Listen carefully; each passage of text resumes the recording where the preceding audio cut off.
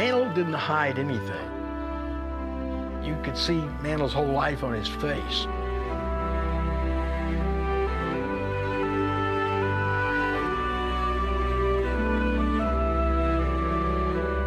The fair-haired kid playing baseball for the most storied franchise in the history of sports. He was perfect. For that time period, he was the perfect fit. He wasn't larger than life, he was life. But yet he still had this aura about him that he was just like one of us. On the ball field, there was something very dignified and heroic about the way he carried himself. But Mickey's life overall was not always a study in dignity. A lot of sadness, there's a lot of regret, and there's a lot of tragedy involved. He was a stronger, bigger man when he knew he was dying than he ever was in life. He was a bad boy sometimes, but when he was good, he was very, very good.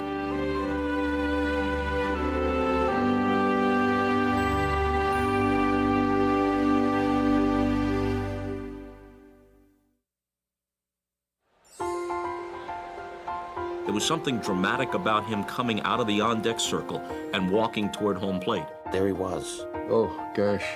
No matter what you were doing, your eyes went right to him. You'd hear this rumble through the stadium. And then the fury. He put his soul into every swing. All the muscles and the straining in his neck. He said, I put everything into my swing, including my teeth. One of the things about Mickey was always that potential, you know. You never quite knew. Something great was about to happen. It just exploded off the bat. Ooh, wow. Got it. It was going up, Holy cow. up, Get out of here. up. Get out of here. It looked like somebody had taken a gun and just shot a bullet right at the facade. Look where he hit the damn ball. I could close my eyes and see the arrows showing the trajectory. 374, 118, how high it was, where it hit, and how far it would have gone. They would bring in these scientists, rocket scientists, and say, well, if it would have cleared the stadium, That ball could have gone 700 feet. maybe hit an alien on Mars, and they'd have some cartoon, some, extraterrestrial go, hey, where did this come from? There was something about Mantle that screamed out, the natural. He's a God-made ball player. It stirs the imagination.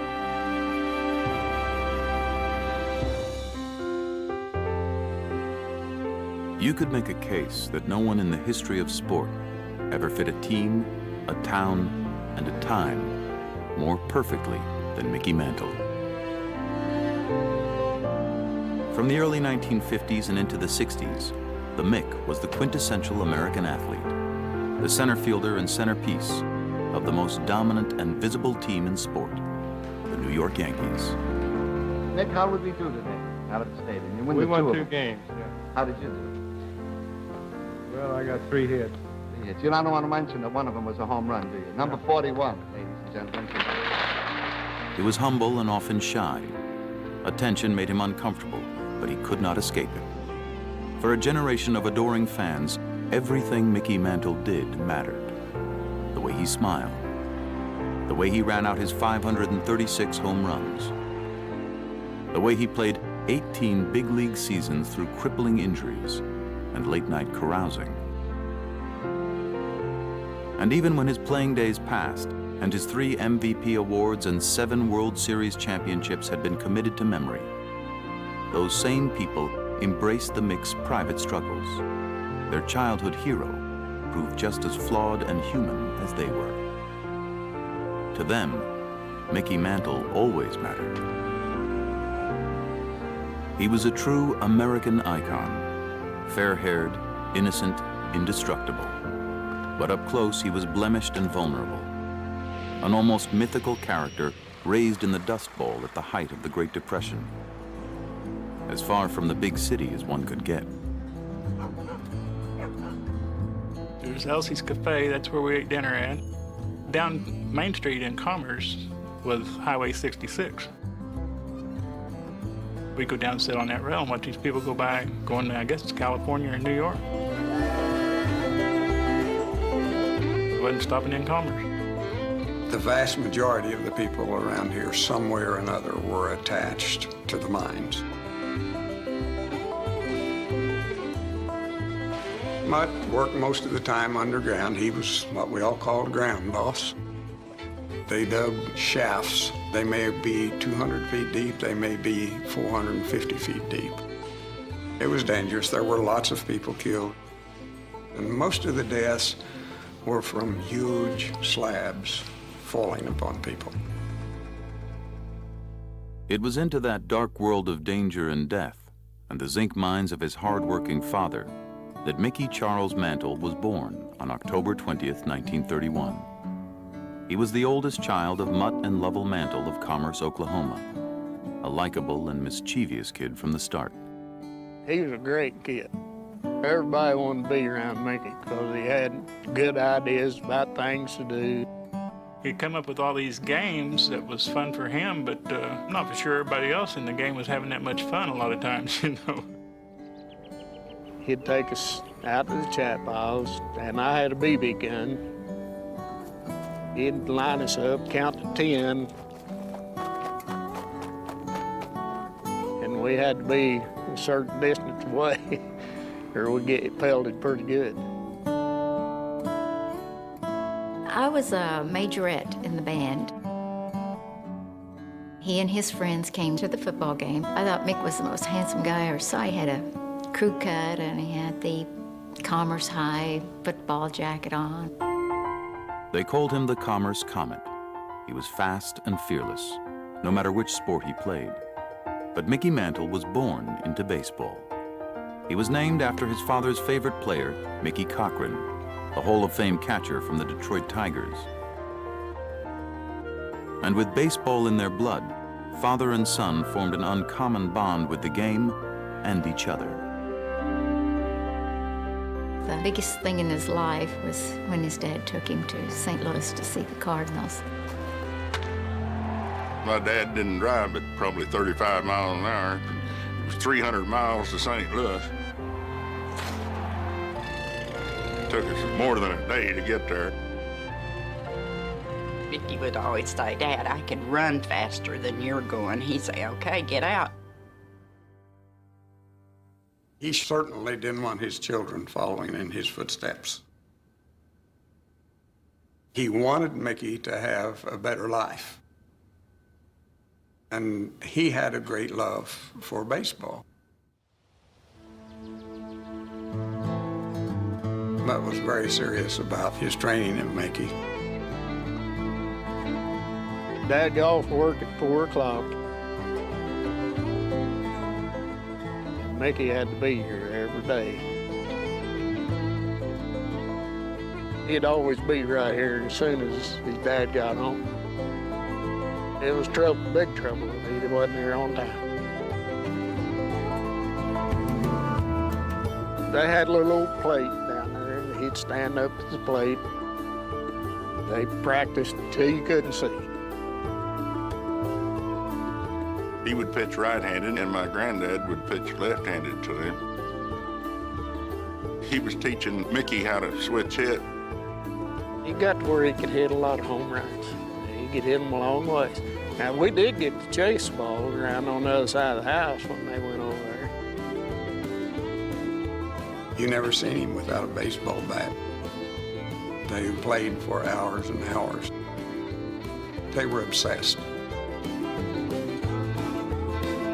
Mutt was pretty hard on him. Mick told me I could do really, really good in a ball game, and Dad never said, "You did well." He said, "You can do better." That really made Mick try even harder to please him. He'd have done anything in the world for his father. Soon after high school, Mantle signed a contract with the New York Yankees. In the minors, he was an erratic shortstop, but he could hit.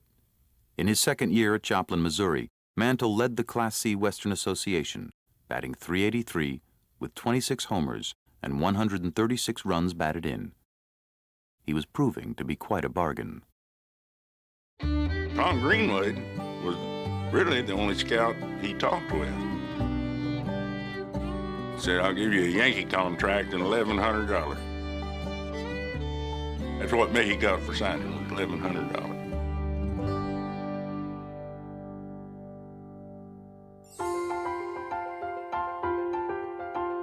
Mickey Mantle came to the Yankees in '51. Casey Stengel, the manager of the Yankees, promoted him, talked about him endlessly through that first spring training. There was a tremendous dynamism about Mantle.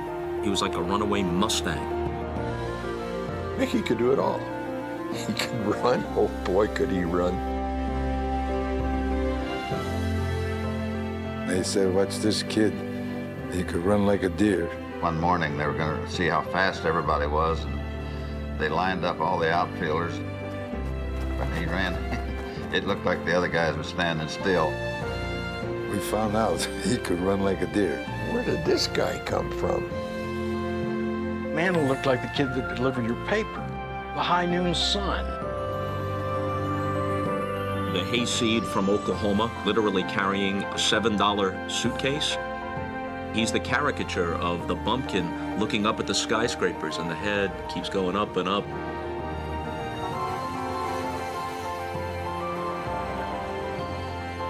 We stayed at the Concourse Plaza Hotel, and we got to be very good friends. I was 19 years old, and he was 18 years old. We had dress codes, and Mickey would buy some lousy ties. We ate a lot of hot dogs and cheeseburgers or pizza. We didn't know what the hell to do. It wasn't just off the field that Mantle had trouble. After a dazzling spring and a hot start to the '51 season, Mickey struggled. Maybe the Yanks had made a mistake in sewing the number 6 to his uniform. A not-so-subtle hint that he was expected to follow in the mythic footsteps of numbers 3 through 5, the last of whom was entering his final season. He never had time to settle in. The moment he set foot in Yankee Stadium, the first day, he was the heir, the successor to Ruth and Gehrig and DiMaggio. Boy, that's a load to put on a 19-year-old kid from Commerce, Oklahoma.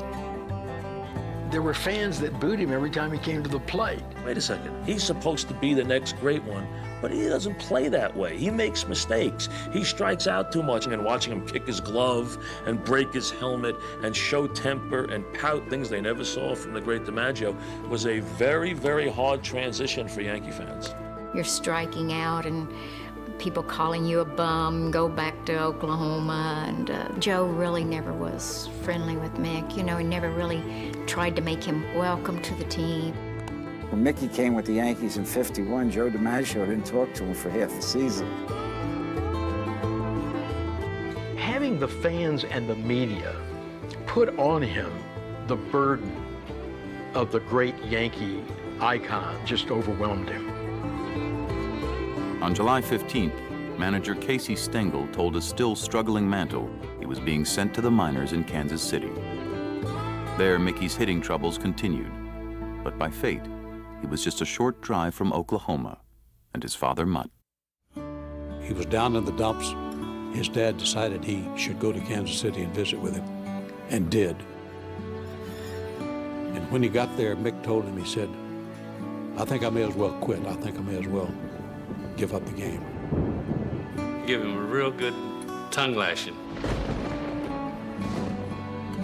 That's all the guts you have, then get your stuff together. We'll go home.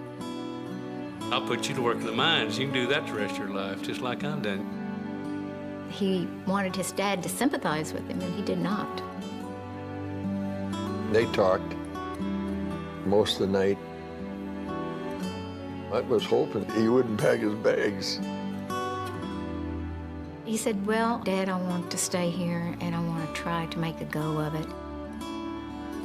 All right, if you stay here, he said, I want you to quit acting like a baby and get out there and play ball like you can. That bristled him up, and boy, he went back there, and I mean, he started hitting that ball.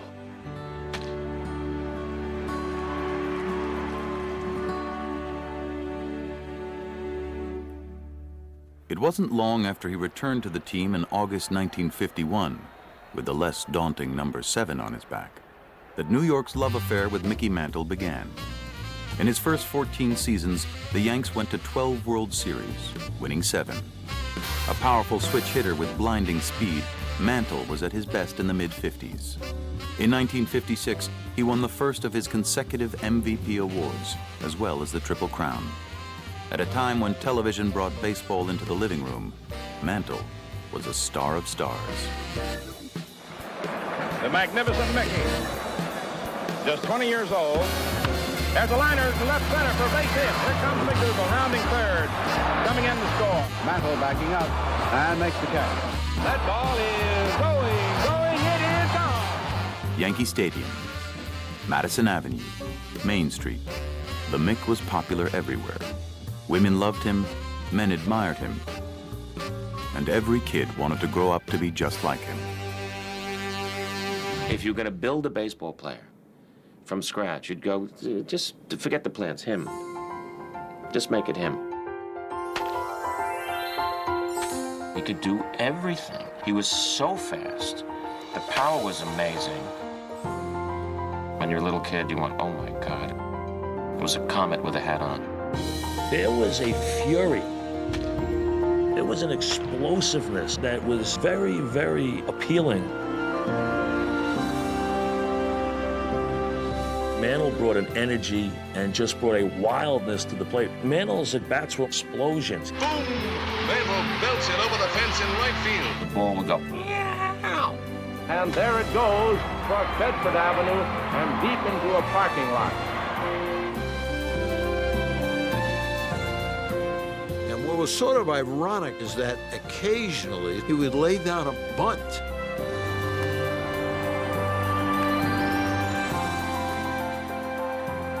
Mantle's speed was part of what Mantle was.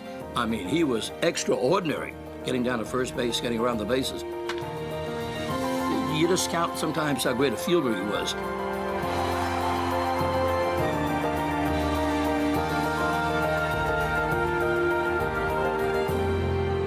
Mickey outran the ball. He was that fast. I think that this year I'd rather lead the league in runs batted in, home runs, and hitting. And that's my goal for this year. He was such a leader, it picked you up as a team. You know you could never be on his level.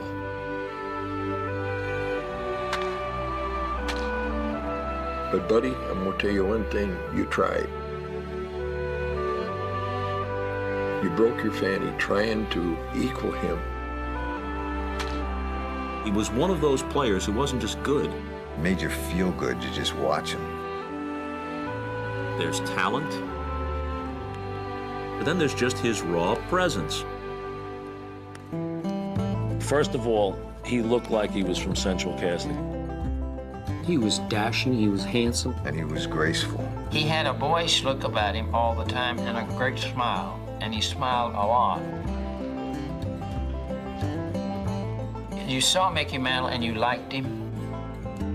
The all shucks part of his personality was very endearing. When I come up to the big leagues, I was a shuffling, grinning, head-ducking country boy. That charming drawl, that country boy bullshit was great, you know. And he was absolutely ripped. He stretched those pinstripes to their limits in his upper body. And no steroids. He didn't need steroids. In fact, we didn't know how to spell it back then. He was the first person that you saw in your life who was bigger than life.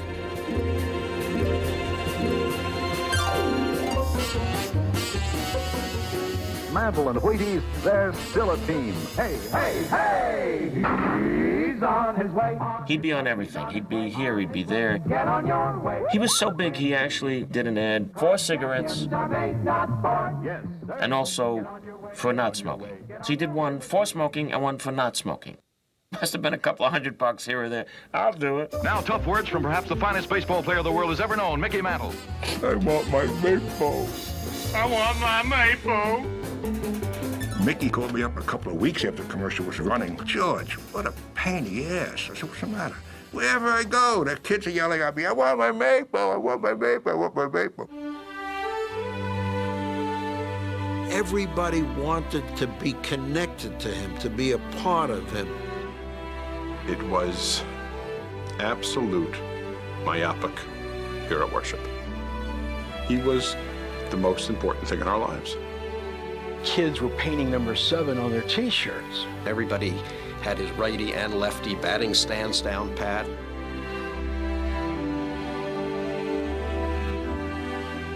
We all tried to run like Mickey. It looked like he was a piston. His arms went up and down instead of this way. We limped like Mickey limped. I used to fake knee injuries when I was a kid. I learned how to long divide so I could know his batting average because I wanted to know what he was hitting when I went to bed. I wrote a poem about him when I was like 10 or 11 or something. From a pinstripe shirt, his arms do come. Like massive stone, they appear to some. For these are arms that compare with few. When a normal man wanted make two. And it kind of went on for a while. Even when he'd be out at first base, the way he would reach behind his helmet and scoop off his batting helmet from the rear and toss it to the bat boy. So elegant. Nobody could do it like the Mick. Even the name, Mickey Mantle, just flows. When people said that name over and over again, Mickey Mantle. Mickey Mantle. Mickey Mantle. Mickey Mantle. Mickey Mantle. Mickey Mantle. Mickey Mantle. Mickey Mantle. Let's go and watch Mickey Mantle. I'm just glad his name wasn't Cy Schwartzstein. When you say Mickey Mantle, you're saying baseball.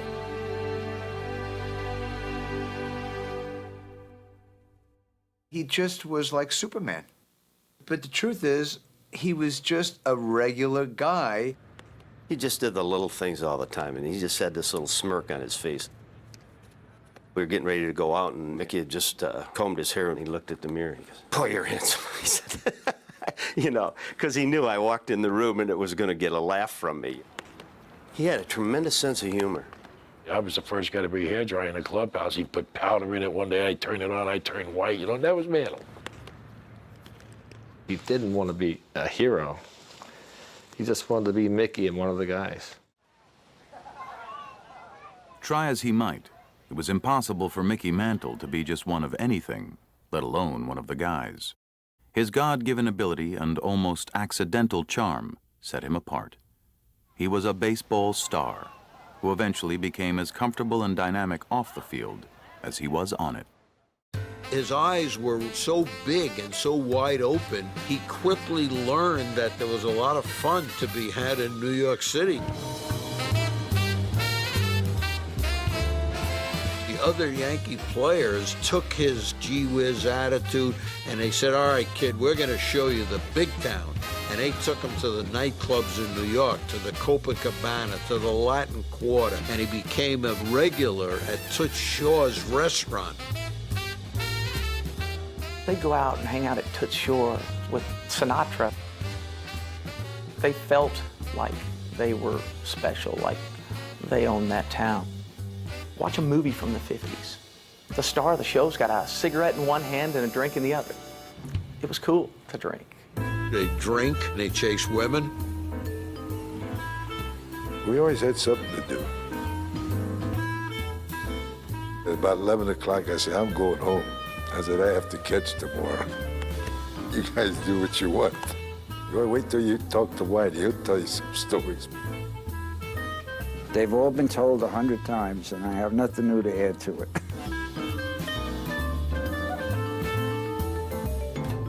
Beer was in the clubhouse, bottles of beer all over the place, so he'd have 2 or 3 just to replenish his fluids. Well, he's already got a buzz on. He said, "Well, I was drunk before I left the ballpark.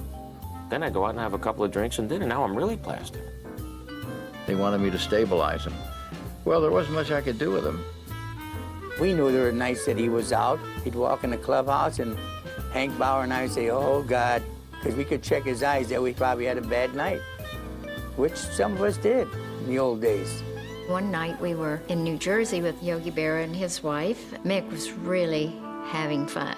And as we drove out of the parking lot, Yogi screams, "Merlin, I wouldn't ride with him." And about 2 blocks down the street, Mick hits a telephone pole. And I had a concussion because I hit the windshield. I could have been killed. Along the way, it got out of control. Yeah. And of course, Mick had a lot of time to spend in New York by himself because I wasn't there. Merlin Johnson and Mickey Mantle were childhood sweethearts who married soon after Mickey's rookie season of 1951. 2 years later, when Mickey Jr. was born, the family bought a home in Dallas. Merlin settled there, while Mickey spent most of his time in New York. As the years passed and the family grew, Mickey continued to drift away, leaving Merlin with the responsibility of raising their 4 young sons. Mantle was a distant father, the baseball star who never grew up. Of course, the Yankees clubhouse of that era was just like Neverland, with Billy Martin as its Peter Pan. One of their teammates had a real beautiful girl in Cleveland. Dad and Mickey got home from the clubs, and so they had enough liquid courage in them. They decide they're going to climb around and peek in their teammate's window to see this beautiful girl. There's about a 2-foot ledge around the building. I believe they're on the 7th or 8th floor. They decide to climb out the window. Mickey's leading the way. They end up having to go all the way around a corner. Luck has it, the shades are drawn. "Oh, come on, Billy, let's go back," says Mick, and my father tells Mickey that he can't. There's no way he's going to be able to turn around and go back the other way. And they have to continue to walk all the way around the hotel to climb back in their window. Where Mickey was introverted, my father was extroverted. When they were just so close, they would become like brothers. Mickey got a great kick out of Billy's pugnacious personality, and what you did when you were a friend of Billy Martin was go out and drink and raise hell. When I was a kid, I didn't really know what to make of it. I just thought it was funny. They would have fights at the Copacabana, and they would be partying, and then the next day they'd win 17-0.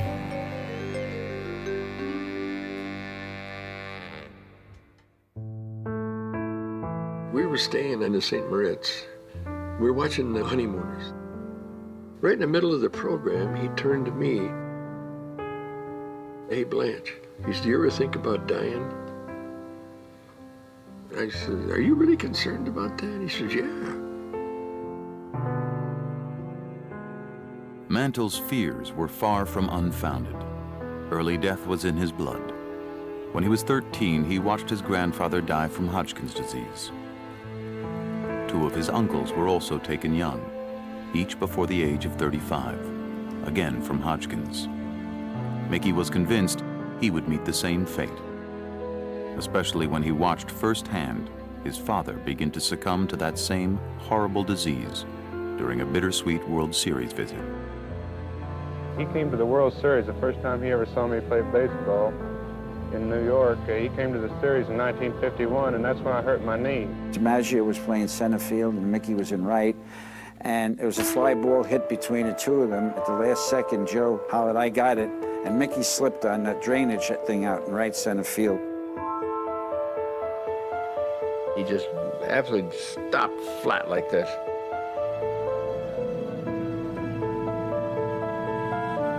I turned around and said, "My God, he's dead." Well, he was taking me to the hospital the next morning. When I got out of the cab, I couldn't walk, and I was leaning on him, and he just keeled over. And that's the first time I had known he was sick.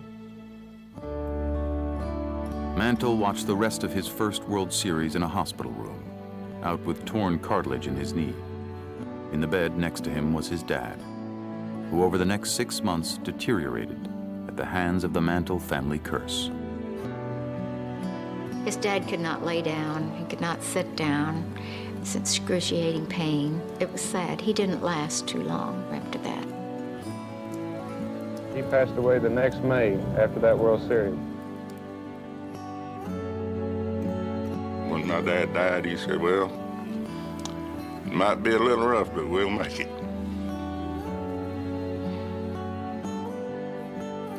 I don't know what we would have done if it hadn't been for Mickey after Dad died, because There was us 4 kids still at home.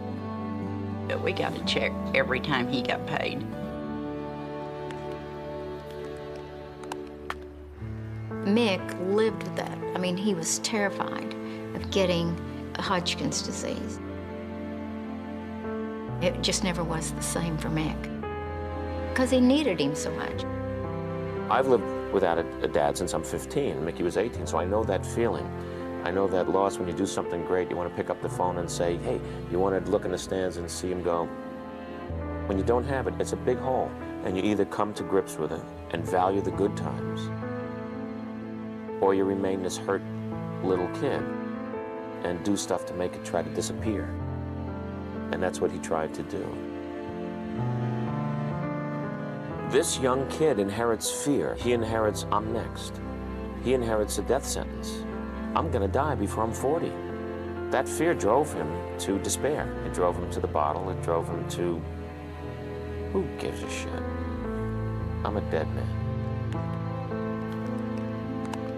Mickey Mantle lived the rest of his life with emotional and physical pain. It was difficult to tell which took more of a toll, although it's hard to imagine how he played at all with 15 bone fractures over the course of his career. He played with every kind of imaginable injury that an athlete could possibly have.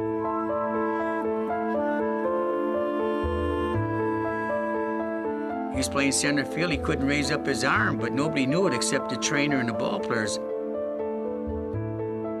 If you know Mantle, he was going to play if he could walk on one leg. And I don't know how he could do it, but he was hurt all the time. Despite his injuries in the early 1960s, Mickey Mantle was still a great player on a great team. The Yanks were in the World Series each year from 1960 to 1964, and won in 1961 and 62. In 61, he challenged Babe Ruth's single-season home run record. And in 62, he won his 3rd MVP award. In the 64 World Series, Mantle hit 3 homers, raising his total to a World Series record 18, including the winner in Game 3. It was his last great October moment, as decades of Yankee dominance came to a sudden end. Do you enjoy baseball any more now than when you first broke in? I enjoy it just as much. I get a bigger kick out of hitting home runs now, and it seemed like we'd win a lot more, and when we win a game now, it's a lot of fun. After averaging 37 home runs a year his previous 10 seasons, Mickey Mantle never topped 23 after 1964. And once a lock to bat 300, the Mick was a .250 hitter his final years in pinstripes. It was as painful to watch as it had become for him to play. He used to wrap himself every day, you know, both legs, all the way up to the thigh, down to the ankle with these big, thick cushion wraps. You take that big swing and go down on one knee like that, and you just feel the pain, you know? Yeah, it was tough. He'd run into third base and like sort of tiptoe because he couldn't come to a sudden stop. What's he doing at first base? We wanted to win so bad. I've seen him go 0 for 4, and we'd lose by 1 run, and he'd go down and stop crying. And there's my idol down there crying, and it was sad. You could feel that he was going down. It's never depicted more precisely than Mother's Day '67, when he hits the 500th home run on what is a dank, early spring day. Watch him go around the bases that day.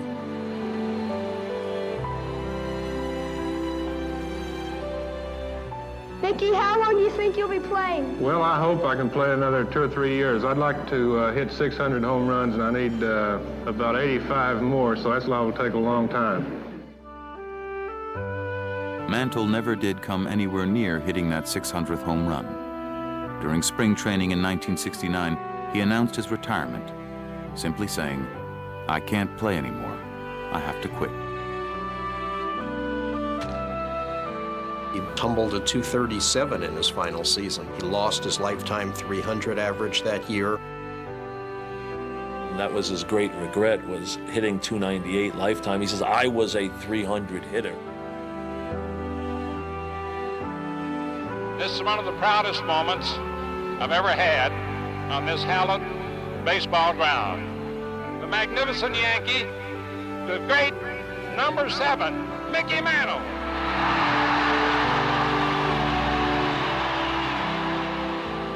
I've often wondered how a man who knew he was going to die could stand here and say that he was the luckiest man in the world.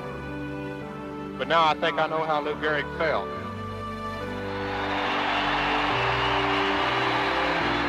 I'll never forget it. God bless you all, and thank you very much.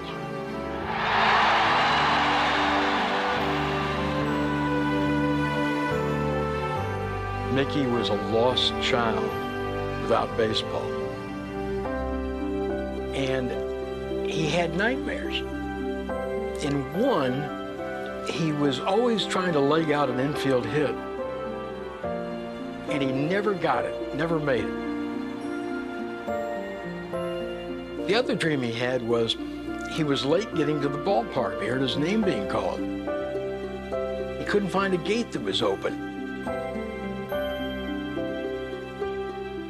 And he could see Billy and Yogi and Whitey. And he was trying to crawl through this fence. He got caught at the hips and couldn't get through. Then he'd wake up. He always felt he didn't do well enough. An image of his father just looking down saying, you screwed up, kid, you screwed up. He never could be what his father wanted for him or expected of him. It just wasn't good enough. There was always a sadness, I thought, about him, a wistfulness about him. Any knowledgeable person who saw Mantle at his best would tell you that Mickey Mantle was one of the 10 best non-pitchers who ever breathed. But no matter how great he was, he felt he did not achieve all he should have achieved. He thought he truly had a chance to come close to being what Babe Ruth had been. He just felt like he had dissipated so much just off the field. Lack of sleep, too much carousing. Now, he's as much to blame for that as fate may be, but there was that might have been quality to Mantle. What might have been? What could I have been?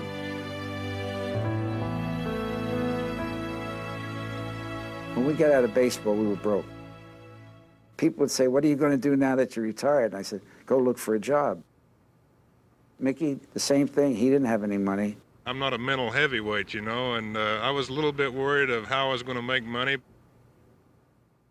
He had several businesses. He tried to run a restaurant. He was in an employment business with Joe Namath. But none of them were satisfying emotionally, and none of them were businesses where he made a great deal of money. After his career ended in ball is when it really started getting bad. Because, I mean, a lot of his jobs, you know, after he retired were cocktail parties, banquets. People always expected him, hey, have a drink, you know, have a drink. That's how he dealt with the people. He was a shy person, a few drinks, and he was live for the party. Whitey, if we'd had a great tasting beer that was less filling in the old days, can you imagine where we'd be now? Yeah, the Beer Drinkers Hall of Fame. Over time, Mantle used the bottle to grow closer to the kids he once neglected. It was a desperate attempt to make up for lost time. He and the boys, who were now grown, had become drinking buddies. The alcohol actually helped us build a relationship that we'd never really had, because that's how we got together. He said that he felt it was kind of like having Whitey and Billy with him. It did build our relationship, and so we loved it. It was all fun and glory. Hey, where can we go next? What can we drink next? How much can we drink next? Looking back on it, that was not a way to get to know somebody, especially your father. We just felt like that's the only way we could get close to him. I never felt that we did have that connection as children. He couldn't come to our games because people would bother him. He would have to sit in the car and watch the games. Sometimes we wouldn't even know he was there. One time he took us to the Harlem Globetrotters. We were there 5 or 10 minutes and people just started hounding him and stuff, and we just had to get up and leave. When Dad was home, we would have backyard football games. You could see in my dad that he enjoyed it, but he didn't really know how to express himself as a father. And a lot of it was he was gone. We didn't know this guy that was this huge personality. It was a hard childhood because our mom raised us. I spent most of my life alone. They never had the company of their dad. They did not have the discipline. It got pretty difficult when they all began to be teenagers. I took my first drink at 13 or something. We did so much partying, it's not even funny. You know, I was doing drugs then, doing cocaine, drinking, and I was pretty out of it. We put ourselves in some very stupid and dangerous, idiotic situations. I was living with 5 active alcoholics. I was one crazy lady. I had 4 kids and Mick. He never felt at home anywhere, never felt comfortable anywhere after baseball because he was never in his element. He always felt like there were no strings attached. He treated himself like he was a free agent out there doing whatever he wanted to do. By the early 1980s, Mantle's life had become a mess. His family and marriage washed out in a drunken haze. Professionally, he was going nowhere. In 1983, he was briefly banned from baseball for taking a job at a casino in Atlantic City. He had no choice. He needed the money. Billy Martin. Did you get that trap shot? But he would soon find a new and profitable way to capitalize on his fame. Don't film the putt. This incredible memorabilia era began in which people would pay money for a Mickey Mantle shirt, for an autographed ball. He said, boy, if I had known that, I would have saved all my dirty jocks. But he did make a great deal of money, which really changed his life. I thought he was one of the funniest people I'd ever met. And I think that was one of the things that really attracted me to Mickey, was his sense of humor. In providing funds to young researchers, as well as the more established, the Deafness Research Foundation. What'd you say? Here these motherfuckers going down. One good thing about being deaf, you don't have to listen to that shit, right? During the memorabilia craze, Mickey hired Greer Johnson, a business manager, who helped organize his resurgent career. Mantle's autograph had become the most sought after in the industry. Johnson also became the new woman in his life. A life which had now become increasingly like his old one. Once again, Mickey Mantle found himself on center stage, dealing with the spotlight. In his playing days, Mantle could be difficult with his fans and the media. He was uncomfortable with the attention and struggled to understand it. As a middle-aged ex-ball player with no heroics left to provide, his incomprehension turned to resentment. We'd see people come up for an autograph, and I'm talking about 40, 45-year-old men. Oh my God, that's Mickey. Grown men would cry. Literally, tears would come down their cheek when they would meet Mickey. I mean, it was almost like a revelation. It was almost like a religious experience to these people. And Mickey just, you know, he just didn't understand that. He never really understood why he was beloved. Why an adult male like me, I'd walk into a room, and if he were there, I sweat, and I follow him like I'm 6. He didn't aspire to that. He didn't pretend to be anything but a kid from Commerce, Oklahoma. Why did they love me so much? I just played bleeping baseball. He tried everything in his power to undo that. God damn. I don't give a shit about the hair. Let's get this over with, all right? Sorry. The hair. It may have been the liquor talking, but the hero his fans still worshipped had become a broken and bitter man. I walked up to Mickey Mantle and introduced myself. I'm probably one of the first kids in this country named after you, born in 1953. And Mickey Mantle was so drunk, he looked at me and he said, "You know what, kid, you know how many kids in this country are named after Mickey Mantle?" He said, "Go away, don't bother me." More often than not, he was an unattractive drunk, and you winced when he acted boorishly or worse toward other people. You wanted to climb under the table. After 4 decades of abuse, Mantle realized he had hit bottom. In 1994, he finally reached out for help after admiring the courage of a close friend and a member of his family. I'd been drinking 17 years at this point, and so I took the initiative and checked myself into Betty Ford's. I didn't even tell anybody in my family that I was going. He was scared to death. He didn't want to admit he was an alcoholic. Nobody does. After I got back to Betty Ford Center, he started asking me questions about what it was like. And I knew eventually he was going to say to me, can you get me in? And that ultimately is what he said. You could see Mantle's whole life on his face. Mantle left the Betty Ford Clinic with a vow to stay sober. But his will was promptly tested when his son Billy, who had battled both Hodgkin's and drug abuse, died of a heart attack at 36. Soon after, Mantle went public with his guilt, his shame, and his lost opportunity. Because he was a public figure in a different way than the kind of cheap celebrity that's everywhere, he perceived some responsibility to tell his story. I had to write my dad, who's been dead since 1951, I had to write him a letter, things that I didn't do for him. I wasn't there for my kids like my dad was for me. You talk about something that's hard to do, that's really hard. But I need to tell him I love him. It's tough to face. What do you have in life, ultimately? It's your family. He said once he wrote that letter to his dad, it made it easier for him to express himself to us. When you got to Betty Ford Clinic, you received more letters than anyone who's ever been. I really didn't realize until I started getting those letters what I did mean to some people. Let's hope you've got a lot of years left to continue to write chapters in your life. What do you hope for? I hope the people at the end will say, he turned out all right. I'm proud that I named my son Mickey. That would be nice.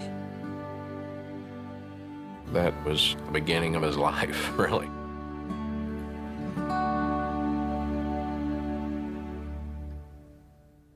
After his public acknowledgement, Mickey Mantle was at peace, for perhaps the first time in his life. Over the next 18 months, he embraced sobriety and became a better, happier man than he'd ever been. He proved he could overcome drinking, but in the end, not the abuse on his body the drinking had caused. Mickey was sick, in need of a new liver, and after just 2 days of waiting, one was found. His liver tests were getting worse, and if he hadn't gotten transplanted when he did, he wouldn't have lasted another week. Mickey Mantle went into surgery about 4:30 this morning local time. The liver transplant operation is expected to last 4 to 6 hours. Once the surgery was over, the whole question that we had anticipated, did you pass other patients to do him? Why did he get one so quickly? There are a lot of people out there who absolutely believe to this day, no matter what facts they hear, they believe that Mickey Mantle got preferential treatment. But I am here to tell you that I was there and I know that he didn't. The donor's information was input into the computer, blood group, body size, that sort of thing. And when the list popped out, Mickey Mantle's name was first. As soon as he was physically able, Mickey Mantle was moved to make a public plea as memorable as any of his mammoth home runs. There is a sense of tragedy, a beat-up, wan Mickey Mantle, but he wanted to send a message. I would like to say to the kids out there to take a good, you talk about a role model, this is a role model, don't be like me, you know? I mean, God gave me a body, ability to play baseball, and that's what I wanted to do. It was just wasted. I was given so much. My blood.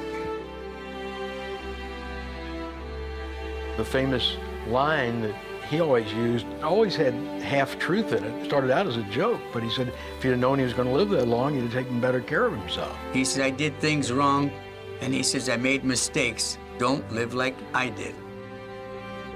He wanted people to know that he woke up and saw the mistake he made. And that wasn't any way to live your life. As a son, it was just very uplifting. I want to start giving something back. It seems to me like all I've done is just take. He had the heart of a lion. He was so brave that it just made you thrilled to just know him. I think that took more courage than anything. It was a great message to the kids. In my mind, he's as strong in a batter's box and as sturdy of leg as he's ever been in his life. And he faced it with more strength and more courage than he may have even thought that he had himself. It was his greatest hour. It was his greatest message. Because that had some effect on people. It's Mantle, it's the Mick, and he's on TV telling millions of people, I helped myself too little too late. But what he did do was help thousands, if not millions of other people think twice about letting their lives get out of control. Intent on making amends for a life he felt he'd thrown away, Mantle started a foundation to raise awareness of the importance of organ donation. Its impact was immediate, as donations increased across the country. Mantle looked forward to witnessing the creation of a new legacy, a heroism he could understand, saving lives. But it wasn't to be. During his liver transplant, doctors had found cancer. At first, they believed it was treatable, but within a month, they realized they faced an unusually aggressive strain. Hi, this is Mick. About 2 weeks ago, the doctors found a couple of spots of cancer in my lungs. I'm hoping to get back to feeling as good as I did when I first left here, about 6 weeks ago. I'd like to again thank everyone for all your thoughts and prayers. You've been great. And if you'd like to do something really great, be a donor. I told him that this was a problem that we didn't have a cure for. Well, we were floored. They basically said, there's no hope.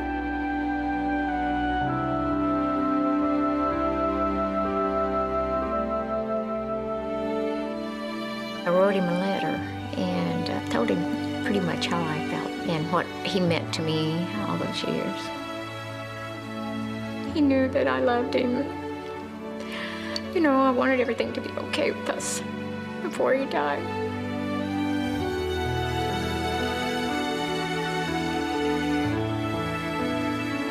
We had time telling we loved him, and a lot of people don't get that chance to tell someone they love that they love them.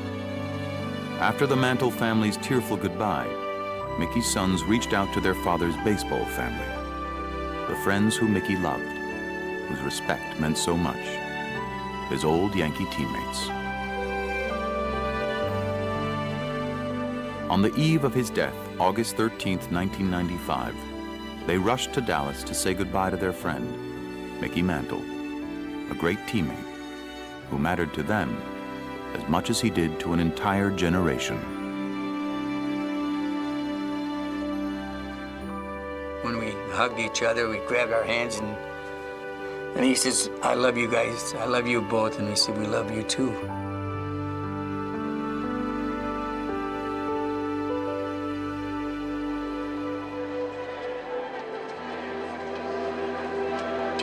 Today is a sad day for the Yankee family and Yankee fans everywhere. Today we have lost one of our own, one of the greatest ball players in the history of baseball. Please join now in a few moments of silent prayer as we all remember Mickey Mantle.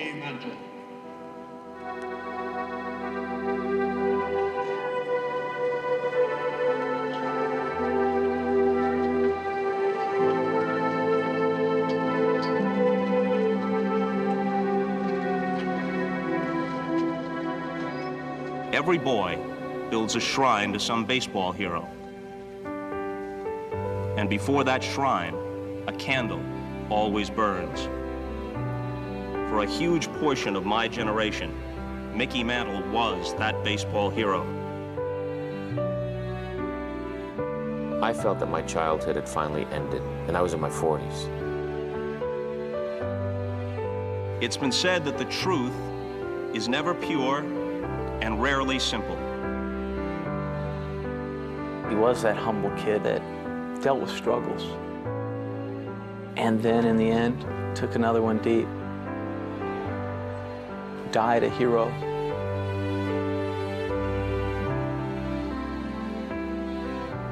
The emotional truths of childhood have a power that transcend objective fact. They stay with us through all the years. They say you never forget your first love. There's a part of him that you carry with you your whole life. It doesn't ever go away. None of us, Mickey included, would want to be held to account for every moment of our lives. But how many of us could say that our best moments were as magnificent as his? His mystique and his aura is a legacy that'll never die. It'll go on forever and ever and ever.